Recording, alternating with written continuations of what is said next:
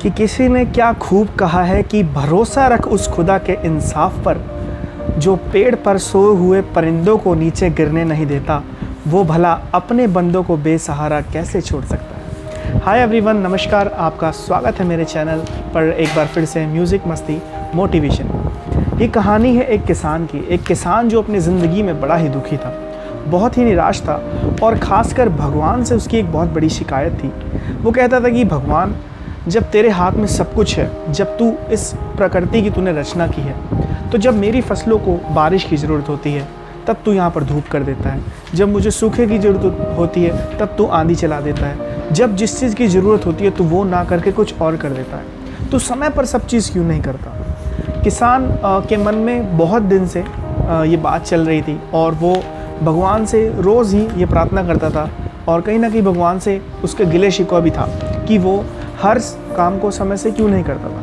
एक दिन किसान ने रोज़ की तरह अपने खेत में गया सुबह सुबह और भगवान से कहा कि हे भगवान, अगर मात्र एक दिन के लिए तू प्रकृति चलाने की शक्ति मुझे दे दे तो मैं तेरी दुनिया को ऐसे चमका दूंगा, सोने की चमक से भी तेरी दुनिया तुझे चमकती हुई दिखेगी। किसान ने कहा, मैं अपने हिसाब से, जब मुझे बारिश की ज़रूरत होगी, जब धूप की ज़रूरत होगी, सब कुछ मैं अपने हिसाब से करूँगा। सिर्फ एक दिन तो मुझे अपने हिसाब से काम करने दे, फिर देख तेरी दुनिया और मेरी दुनिया में कितना फ़र्क होगा। भगवान प्रसन्न हो गए, प्रकट हो गए और उन्होंने कहा, अरे किसान वाह, अगर ऐसी बात है तो ठीक है, एक दिन के लिए मैं तुझे ये शक्ति दे देता हूँ कि जैसा तू चाहे, जब तू चाहे वो होगा। किसान बहुत ही खुश। अगले दिन किसान ने वैसे वैसे जब उसे जो चीज़ चाहिए थी, जब बारिश चाहिए थी, जब उसे छाँव चाहिए थी, जब धूप चाहिए थी, जब नमी चाहिए थी, अपने हिसाब से उसने मौसम को शेड्यूल कर दिया और भगवान को कहा, लो भगवान, अपनी शक्तियाँ अब तुम देखना, जब मेरी फसल उगकर तैयार होगी तो कितनी बढ़िया होगी और कितना मुनाफा मुझे होगा, उसमें से आधा तुम्हारा। किसान ने ये कहकर वहाँ से चला गया और टाइम के अकॉर्डिंग, समय के अकॉर्डिंग सब कुछ वैसा ही होता रहा जैसे किसान ने सेट किया था। बारिश भी हुई, धूप भी हुई, नमी भी हुई, पानी भी उस तरह से आया, सब कुछ वैसा हुआ और देखते ही देखते किसान की जो फसल थी, गेहूँ जो था, वो दमदार और चमकदार तैयार हुआ खड़ा हो गया।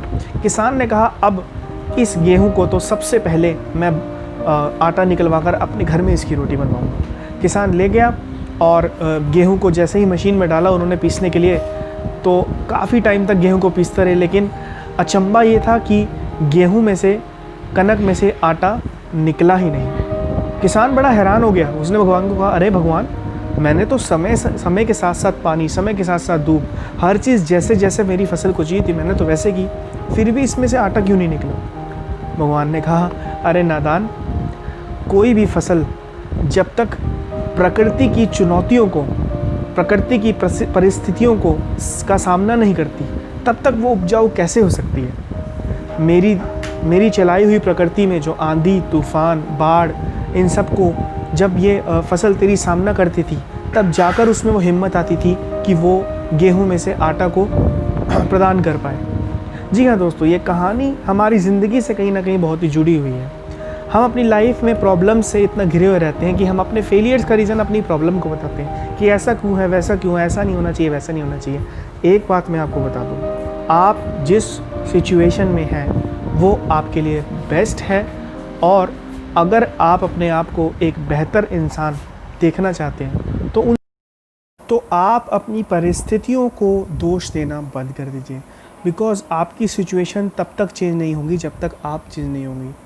मैं समझ सकता हूँ कि कभी कभी लाइफ में प्रॉब्लम्स इतनी बड़ी नज़र आती है कि जैसे पहाड़ हो, बट एक बात तो आप मान लीजिए कि रास्ते तो आपको ही बनाने हैं, कोई नहीं बनाएगा आपके लिए। आप जब सक्सेस के रास्ते पे जाओगे ना, तो सबसे पहली लड़ाई आपकी नेचर से होगी, क्योंकि हमारी हैबिट्स ऐसी डेवलप हो जाती हैं कि हम बहुत ज़्यादा प्रॉब्लम्स को देखकर ही घबरा जाते हैं। हालांकि उससे बहुत बड़ी पावर हमारे अंदर होती है उसको फेस करने की, बट क्योंकि वो चीज़ हमारे अंदर चली हुई आ रही है कि हम अपने कंफर्ट जोन में रहते हैं, हम इतनी ही चीज़ों से इतने डील कर पाएंगे, वो हमारा मन जो है ऑटोमेटिकली मान लेता है उसे। माय डियर फ्रेंड्स, मैं आपसे एक चीज़ कहूँगा, प्रॉब्लम्स लाइफ में तब छोटी हो जाती हैं जब आपका विजन बड़ा होगा, उनसे डील करने का एटीट्यूड बड़ा होगा।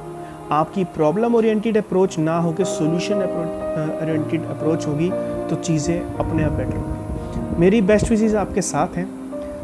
उम्मीद करता हूँ इस वीडियो से आपको पॉजिटिविटी मिली होगी अपने व्यूज़, अपना फीडबैक ज़रूर शेयर कीजिएगा। मेरा उत्साह बढ़ाइएगा वीडियो को लाइक करके, अगर आपको इस वीडियो ने पॉजिटिविटी दी हो, मोटिवेशन दी हो तो। जाते आते आपसे बस एक ही बात कहूँगा, फैलाते रहिए ज़िंदगी में खुशियों का फुहारा, ये ज़िंदगी ना मिलेगी दोबारा। आपको इस पावन कार्तिक रक्षाबंधन की बहुत बहुत शुभकामनाएं। Thank you so much.